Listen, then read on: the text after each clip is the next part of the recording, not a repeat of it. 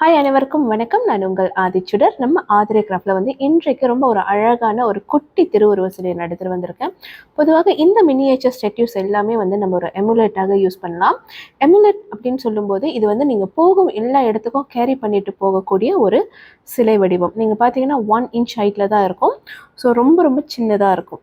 So இன்றைக்கு நம்ம பார்க்க போகிற இந்த சிலை யாருடையதுன்னு பார்த்தீங்கன்னா மார விஜய புத்தா அப்படின்னு சொல்லக்கூடிய ஒரு புத்தரின் திருவுருவ சிலை. பொதுவாக இவர் நீங்க பார்த்தீங்கன்னா ஒரு தியான நிலையில் இருக்கும்படியாக இந்த சிலை வடிவமைக்கப்பட்டுள்ளது. இவருடைய கைகளில் ஒரு முத்திரை இருக்கிறது. அது என்ன நீங்க பார்த்தீங்கன்னா பூமி ஸ்பரிஷ முத்திரை அப்படின்னு சொல்லுவாங்க. அவருடைய அந்த வலது கை நீங்க பார்த்தீங்கன்னா பூமியை தொட்ட வண்ணம் இருக்கும். ஸோ அதுதான் இந்த சிலையோட ஒரு சிறப்பு அம்சம். ஸோ இந்த முத்திரை எதற்கானது அப்படின்னு நீங்க பார்த்தீங்கன்னா அசுரர்களை அழித்து அவருடைய வெற்றியை குறிக்கக்கூடிய ஒரு குறியீடு.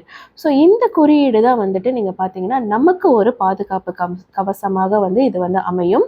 நம்மை சுற்றி இருக்கக்கூடிய நெகட்டிவ் எனர்ஜி எதுவாக இருந்தாலும் சரி, அல்லது நம்மை சுற்றி இருக்கக்கூடிய தீய மனிதர்கள் யாராக இருந்தாலும் சரி, அவர்களிடம் இருந்து ஒரு பாதுகாப்பு கவசமாக இந்த புத்தர் நமக்கு ஒரு நன்மையை கொடுப்பார். இதுதான் இவருடைய சிலையை நம்ம வழிபடும் போது நமக்கு கிடைக்கக்கூடிய ஒரு நன்மை.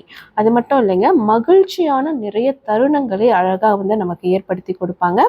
அதே மாதிரி ப்ராஸ்பெரிட்டி, அதாவது செல்வ வளத்தை கொடுக்கக்கூடியவர்.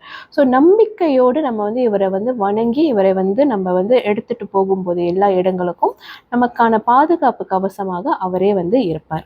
ஸோ இது உங்களுக்கு வேணும்னா மறக்காம நம்மளுடைய புலனத்திற்கு வந்துருங்க. அல்லது நீங்க நம்மளோட ஆன்லைன் ஷாப்லையும் இது எல்லாமே நம்ம லிஸ்டிங் பண்ணியிருக்கோம். சிறிய சிலை ரொம்ப விலை மலிவாக தான் கொடுக்குறோம். ஸோ உடனே நீங்கள் இது கிராப் பண்ணிக்கலாம். நன்றி, வணக்கம்.